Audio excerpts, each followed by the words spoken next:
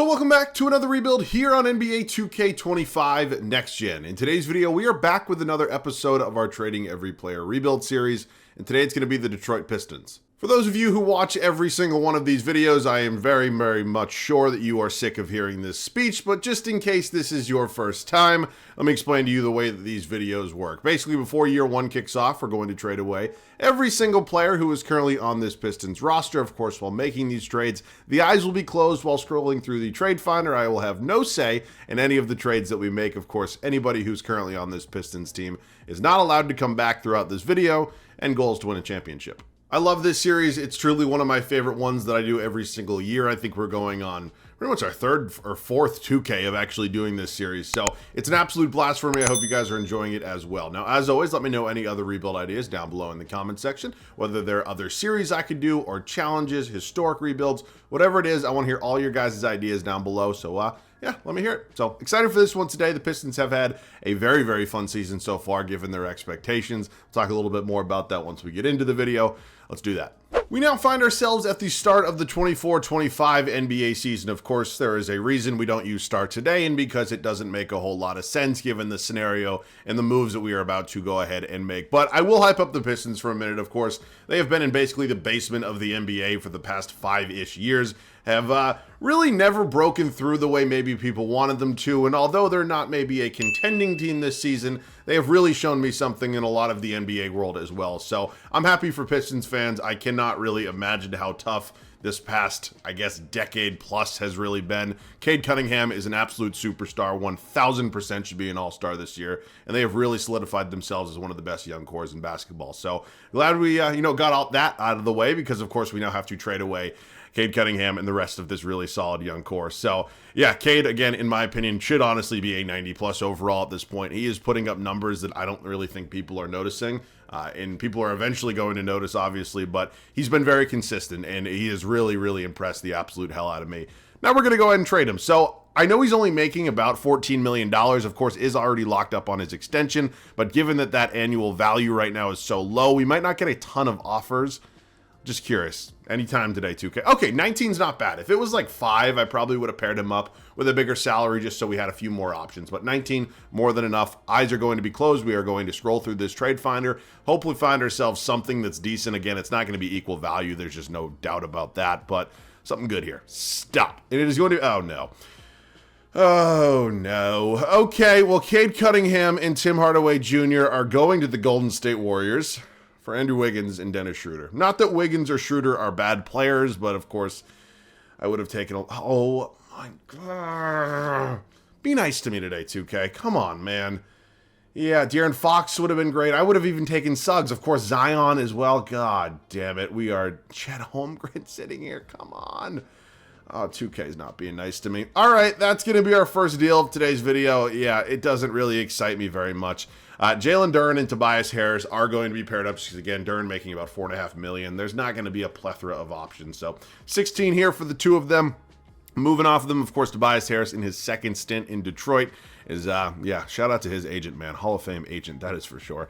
Stop. And it is going to be Nikola Vucevic and Kobe White from the Chicago Bulls. Now, not a terrible deal in terms of the value we're getting, the players, how talented they are. I just don't love giving up draft picks in these scenarios. Of course, I didn't actually include the draft pick. That was a CPU suggested trade, but I guess it's what we have to work with. Jaden Ivey, man, I hope he comes back stronger than ever. I have been a Jaden Ivey believer for a very long time. Go back and check the videos from when he was drafted, but man, oh man, I really hope he can come back and, continue his development, because he has been really solid this season, in my opinion. And again, getting significant, or I guess consistent would be a better word, playing time under this new regime has really done wonders for him. At least it did until that, really tragic injury. So prayers up for Jaden, man. I hope he comes back better than ever. We are now going to be trading him to it's going to be the Portland Trailblazers. Denny Avdia, Robert Williams, again, including draft picks. Not my favorite thing, but at least it is a second and not a first. So we're making our way through like the majority of the super talented players on this team.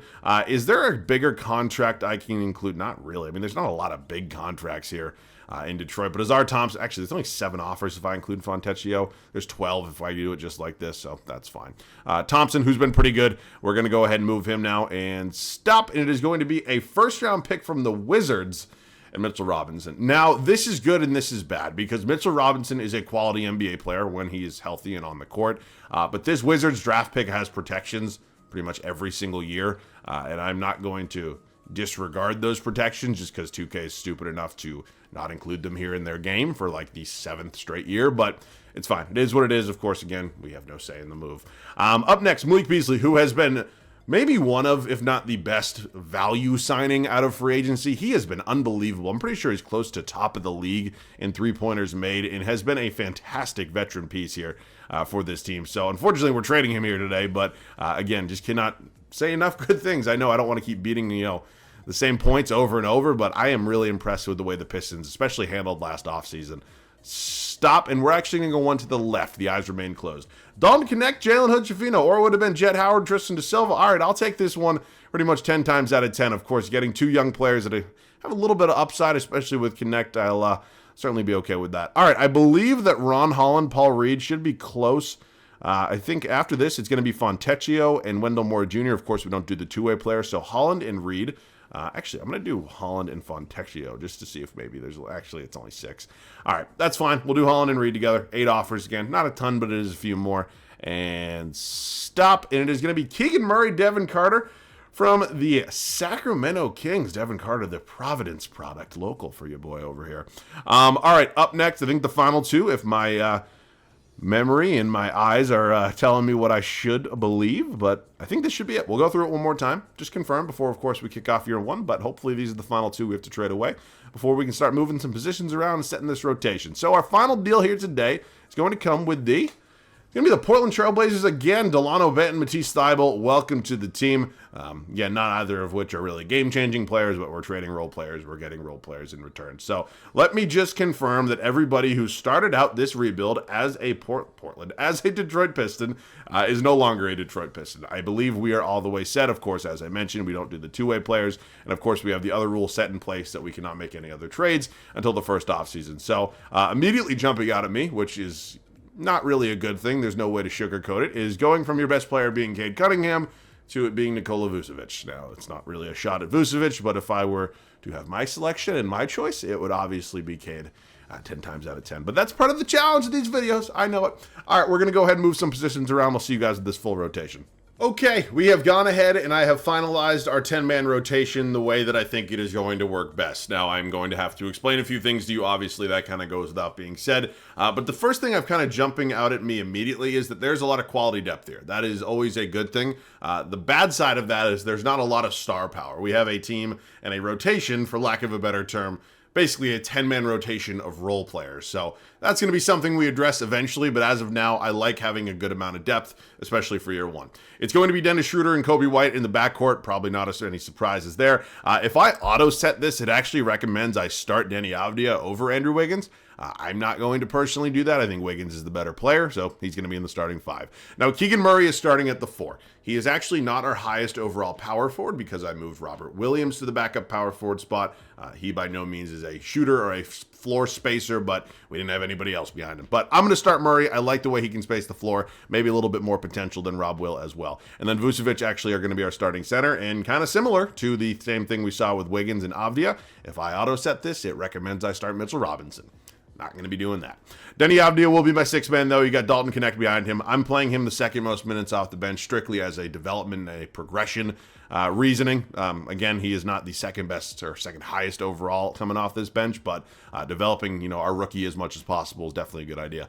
Robert Williams will be playing the backup 4. Again, not your prototypical power forward in 2025, but it is what it is. It'll likely only be for one season. You got Mitchell Robinson at the backup 5, and finally Delano Benton rounding out the 10-man rotation. So, unfortunately, there are some guys like Jalen Hood-Schifino. Matisse Thybulle is not going to be getting any minutes. Also, if you are curious, I did go ahead and send Devin Carter down to the G League.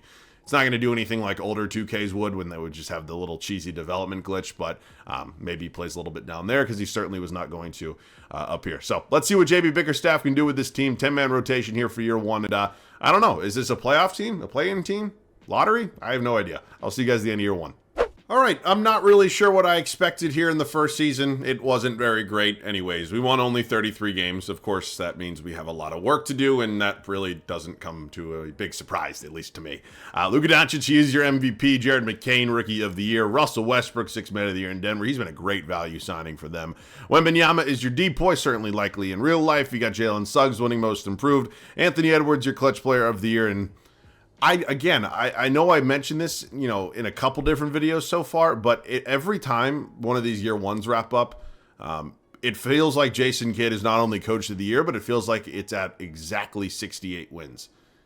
Am I losing my mind? Can somebody please confirm that for me in the comment section? I feel like I'm losing it at this point. All right, we're not going to be in the playoffs. We're not going to be in the play-in. Well, actually, we're not super far off. 33-49 is the final record. The Wizards pick, I already checked. It is top 10 protected, and our pick, which is currently owned by, I believe, the New York Knicks.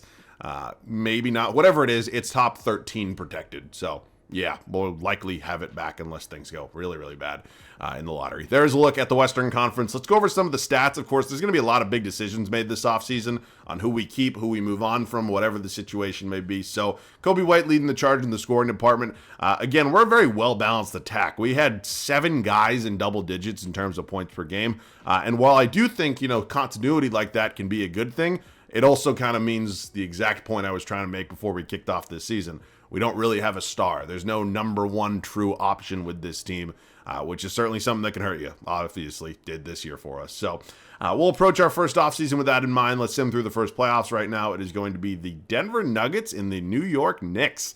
Karl Anthony Towns has been so good for New York, and I still can't really figure out why Minnesota traded him away, except for their cheap-ass owner. Let's see what ends up happening here. And it is New York getting it done. Karl Anthony Towns. I actually think Timberwolves fans would have a Hall of Fame crash out if this happened. And honestly, I wouldn't really blame you.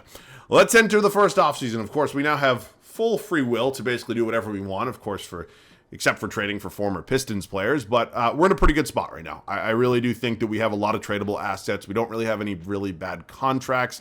So we're pretty much good. Again, that Wizards pick that we currently own, of course, got that from the New York Knicks. It is top 10 protected, and our first round pick is top 13 protected, currently projected at number 7. How do the Timberwolves have that? I don't really know. Oh, shit, that's our own pick, because the Wizards pick is right behind us right there at number 2. We have the number 1 overall pick, my friends. Is Cooper Flagg going to be a Piston?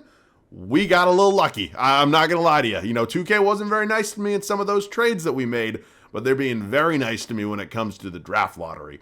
All right, JB Bickerstaff, I'm kind of impartial on him. I don't think he's a great head coach. I don't think he's a terrible head coach. I think ultimately in real life, he's doing a lot of great things with this Pistons team. We just had a really bad season here, but again, we didn't really give him a lot to work with. So he'll stay on for now as our head guy. We obviously have the number 1 overall pick, which is going to be very, very good. And something else to note, I believe this Wizards pick, I'll reconfirm next year, but I believe it is top 8 protected. So just to keep in mind. But the number 1 overall pick is certainly not nothing. I believe there's a likely chance it's going to be Cooper Flagg, just because our power forward spot isn't 100% solidified. And quite honestly, I can say that about really every position. I'm not 100% sold on anybody heading into year number 2. So I may have a trade, could just draft Cooper Flagg. We are pulling off a blockbuster trade here with the Houston Rockets, and it is going to land us a star center in Alperen Şengün. Now, I know he is a player I get from time to time, but I like to be strategic about when I make moves for certain players, because I know people don't like when I get them all the time. I believe, in my opinion, it has been long enough since I've traded for him, and this is the deal we will be making. Now, something that hurts, and I really wish I could do, is this next one right here with the Warriors and just take back Cade Cunningham, but of course, that is against the rules. So, number 1 overall, Andrew Wiggins, both going to Houston for Şengün, and also number 3 overall, which feels like a really important part of this, because we're still going to have a pretty high draft pick. It might not get me Cooper Flagg, but it's still going to get me a valuable player. So welcome to the team, Alperen Şengün. It means it's likely the end of Nikola Vucevic's time here, which, wow, they don't even take him. They take Dylan Harper. Is there no way that, oh my God, we still got Cooper Flagg. Now, Ace Bailey is fine, and so is Dylan Harper. They're not, bad players or anything like that, but Cooper Flagg, in my opinion, is the number 1 overall prospect for a reason, and it feels like we kind of just got away with robbery at that point. So yeah, Cooper Flagg, welcome to the team. He's going to be an 80 overall for us here. Murray's coming back. No surprise that Matisse Thybulle picks up his $11.5 million player option. Jalen Hood-Schifino will be brought back as well. All right, we are not going to qualify any of our two-way players. Of course, they're not actually supposed to be on this team anyways. We actually have no free agents, which is a bit of a surprise to me. At least we don't have any free agents that we have bird rights on, but nothing really. Oh, Schroeder. That's going to be a big one. That is definitely something we're going to have to address. And yeah, we'll figure out the point guard spot. But I'm really excited just because it felt like, again, we had no shot of getting a player as good as Cooper Flagg, and we still got Şengün as well. So there's definitely going to be a decent amount of moves made. We're going to talk to the Sacramento Kings and see if they're willing to maybe trade me De'Aaron Fox. Of course, the De'Aaron Fox situation in Sacramento will eventually reach a boiling point because it doesn't seem like he's willing to sign an extension. Not that any of this matters. This is not a realistic rebuild anyways, but he'd be a huge upgrade at our point guard spot is really what I'm trying to say. So Vucevic is no longer really needed here, and then Matisse Thybulle and Jalen Hood-Schifino are kind of just throw-ins to, wow, what the hell? That went through?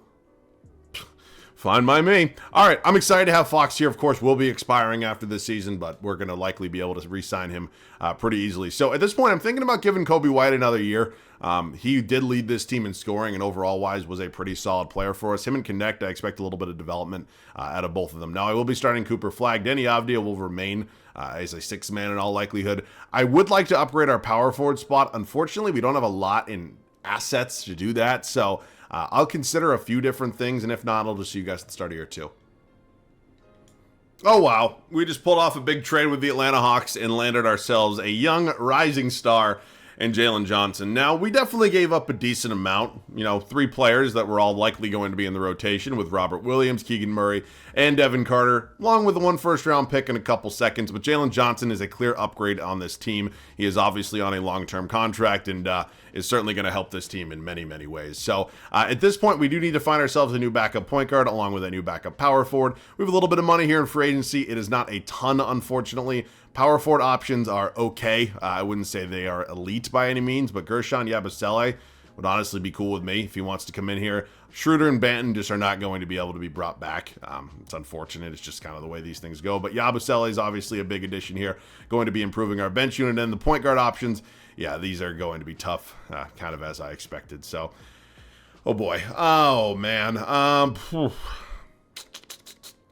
Micic, Aaron Holiday, Talon Wright, Drew Smith. Yeah, these are not elite really in any way. All right, Dinwiddie for a year is not going to kill me. He's definitely going to regress to like a 74, but it's fine. He's the highest overall right now and ultimately is only 32 years old. It's not like he's 37 or anything like that, and he's playing 10 minutes a night. Who cares? All right, I'll see you guys at the start of year number 2. It is time for our second season here in Detroit. We obviously had a very, very busy offseason where we basically replaced 4 out of 5 starters. Bench unit's looking a little different, and there's obviously a lot more star power here with this group. Now, I think this is a team that is obviously going to be in the playoffs. There's no doubt about that. Now, are we in the upper echelon of the Eastern Conference? I'd like to think so, but of course, time will tell.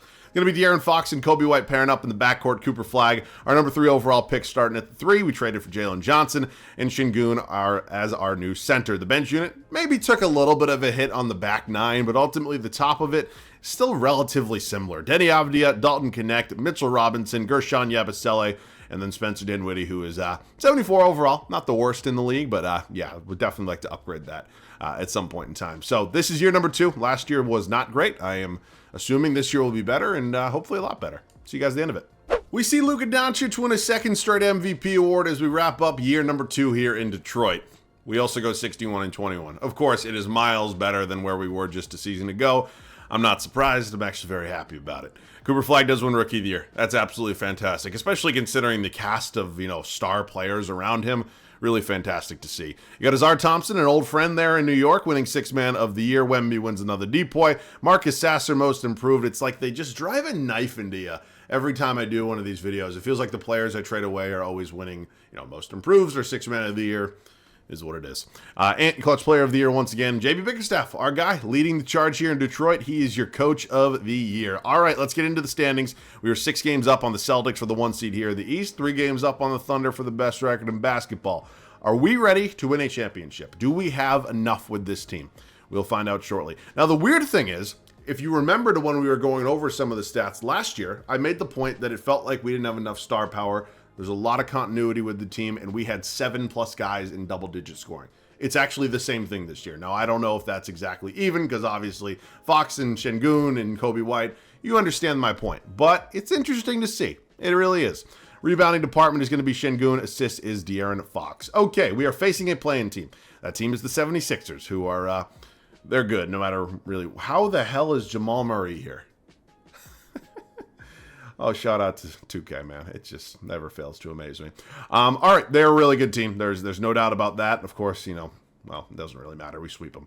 Okay, moving on to New York, who are very good themselves. They won a championship last year in this game. So they signed Chris Paul. They obviously have Azar Thompson, Deuce McBride, Markelle Fultz. This is not an easy matchup. I don't really care what seed they are. We are up 2-0. They do win game 3 at home. We win game 4. They win game 5. They win game 6. And we are in the Eastern Conference Finals to take on the 6th seed Toronto Raptors.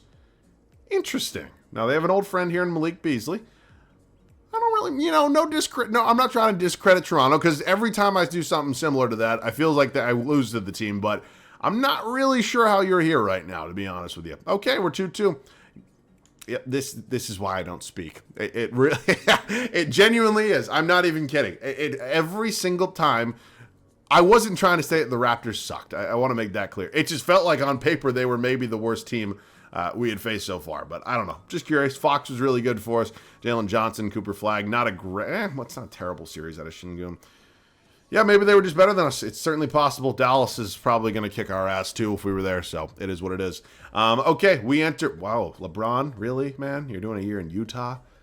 Oh, man. All right, we are going to be entering our final offseason. Of course, we have some decisions to make, some things that we want to decide on. That Wizards pick, I believe, is top 8. I will reconfirm, but I'll just make sure, of course, before we do anything with it. So, oh, it's actually at 9. Wait a damn minute. I believe, let me just correct myself here.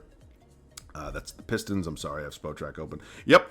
Washington's first round pick to New York, protected for selections 1 through 10 in 2025 and 1 through 8 in 2026. Meaning we get to keep it because it is number 9 overall. Beautiful, beautiful, beautiful. Well, the off-season 2K gods are being nice to me today. The simulation ones aren't being, super nice. 9th overall pick's fine. I'm hanging on to JB Bickerstaff. We had a really good year. Disappointing conference finals loss, but he has not done anything, in my opinion anyways, to be fired or not keep his job. So the 9th overall pick, I'll draft somebody, whether they're our new backup point guard or just a depth piece. We'll figure it out. Koa Pete sitting here, Malik Thomas, Chris Sinak, I believe that's how you pronounce it, Mikael Brown Jr. Malik Thomas could be fun. So one of the higher rated prospects, of course, C+ overall. Why the hell not? I know he's not a point guard, but you know what? He could either be a trade piece, he could be lower in the rotation. We'll sort it out. Connect obviously going to be brought back. We have no qualifying offers. Of course, priority number 1 for me is De'Aaron Fox right now. Kobe White also here. Same with Mitchell Robinson. So I'm going to bring all these guys back. I'm not really going to let any of them go. Obviously, they are pretty much the core of this team. And thank you very much. All right, at this point in time, I think there is one trade we are likely going to make just to upgrade this team maybe a little bit, and I'll see you guys at that move. I'm not really sure if the Utah Jazz would be willing to make this deal, but if they are, I'm going to do it pretty much 10 times out of 10, because I know how Keyonte George's progression in terms of his overall goes. It's very, very good here in 2K. And ultimately, Denny Avdia has been a valuable player for us, but of course, we now have a lot of guard and wing depth on this team, and we certainly are looking for a point guard. So I don't know if they're willing to take that. I have some draft picks I can give up. It's not anything super crazy, but I'm hoping that we can just, okay, thank you very much. I'll likely just go ahead and move Dalton Connect, who is 6'6", to the backup small forward position.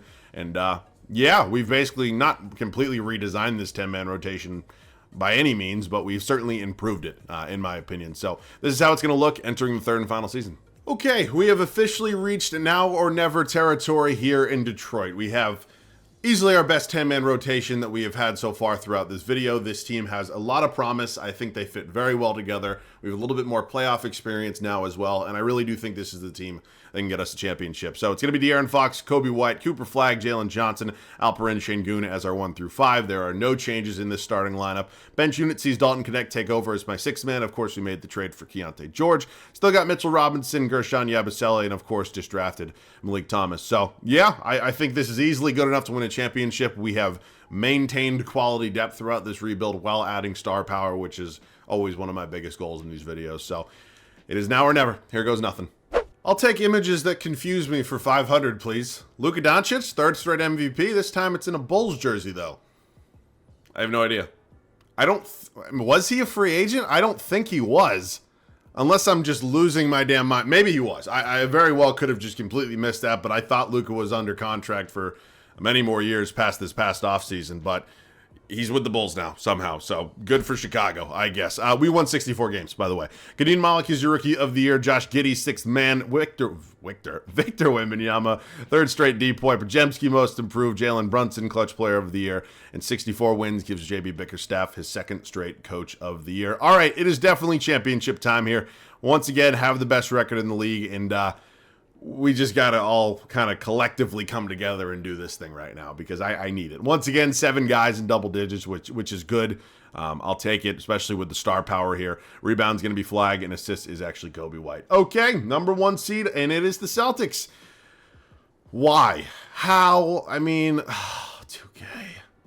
This sucks because this team is immensely talented, and there's no doubt about that, and they should not be in the play-in, especially in the dog shit East, and round 1's just a little bit more stressful than it should have been. It only goes 5, so it's not absolutely killing me, but my God, 2K. Come on, man. We move on to the Pacers, who are a pretty good team. They play a very fast style of basketball. Of course, they have a lot of talent here, a lot of depth, and, you know, they're not an easy matchup. I'm not going to sit here and pretend that they are. So we're up 3-0, though, and we sweep them. Okay, now moving on to Toronto. Of course, we know what happened. Are they playing Scotty Barnes at the hold on a damn minute? Wait a minute. I don't think they were doing this last year, unless I just completely blew by it and just didn't even realize. But Scotty at the 1, that is an interesting decision. I mean, playing him as like a point forward, I guess, maybe a little LeBron-esque, but interesting decision. Oh, they also have Jimmy Butler coming off the bench now, and Clint Capella. I don't know if I've ever seen this in 2K. It feels like, you know, guys are locked into their positions almost 100% of the time, but we sweep them now. Okay.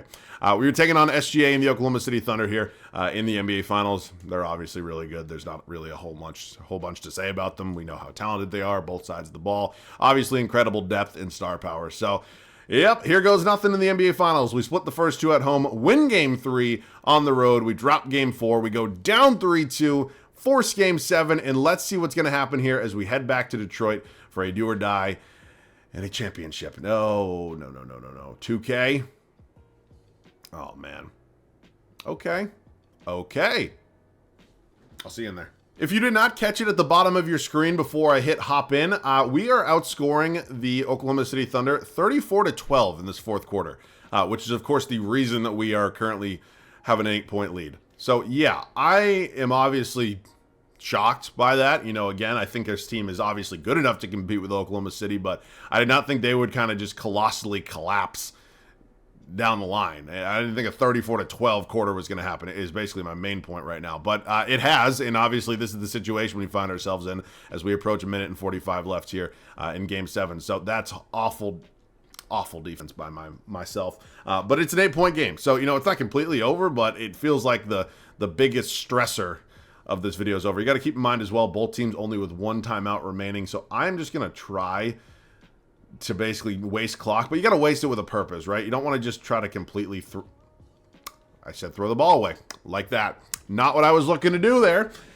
I don't want to give them any slimmer of hope. That is my main goal. Oh, SGA must have knocked it out of my hands. Okay. Shit. Well, I did not think that was the case. Can I have a screen here? Actually, just go before the screen. De'Aaron Fox is so goddamn quick. And he gets the layup to go. Oh, my God. And it is now 1:20 on the clock. All the pressure in the world on SGA and the Thunder. And we are on the verge, man, of something special here as we approach. Oh, my God. Good board, De'Aaron Fox. Okay, Kobe White going to handle the ball here. Back over to De'Aaron Fox. And again, trying to waste clock. You don't want to get too carried away with wasting it, but I think we can get this done. I really do. So let's call a quick ISO here on SGA. Oh, I thought I picked up my dribble. Oh, my God. We crossed him into oblivion and got the layup to go. A 12-point game. We are under a minute. And this one is pretty much wraps at this point. It feels like we have done pretty much everything. SGA going to pull the 3. He's going to get that to go, actually. So it is a 9-point game now with just over 43 seconds left. All right. I think we're good. I do. I'm just going to kind of chill here. I'm actually going to call for a floppy. So let's do that. Let's call the ISO. And then for about 8 seconds left, I'll call the floppy. Just so I can get a quick shooter coming up. Oh, shit. I hit the wrong button. I completely hit the wrong fucking button. And now I am in a terrible situation with Kobe White. I blew that. That's on me. I hit the wrong button. All right, let's see. I don't think there's any... J-Dub. Missed it. All right, this one's over. I'll see you guys at the finals MVP. That was a crazy game 7. I thought it was slipping away from us, and then that fourth quarter hit, and obviously everything just went very, very well for us. So I'm super pumped about that. Şengün going to be taking home the finals MVP, and we get it done here as we close out the Trading Every Player Pistons video. So 390 plus overalls. Didn't think we'd have that, and an absolute blast. I enjoyed the hell out of this video. The Pistons, as I mentioned, I've not even talking about this team that we just constructed, but I've been very impressed with the way that their season has gone so far. Just truly remarkable to see. And again, the development of especially Cade Cunningham has just been unbelievable. And I really do wish all the best to that fan base, man, because I cannot imagine the pain, honestly, of seeing, like, especially the past couple seasons where you've just been legitimately the bottom of the barrel and ending up with like number 5 overall pick after number 5 overall pick. It's got to be so painful, and especially missing out on Wembanyama has just got to be the worst feeling in the world, honestly. But this one today was super fun. Of course, we have many other teams to get through. I think we have about 10 or 12 of these left. Of course, we have the historic rebuilds and the rebuild challenges as well. But anything else you guys are really looking to see, let me hear it all down below in the comment section. So that's it for me. As always, thanks so much for watching. I love you guys. I'll catch you guys all in the next one.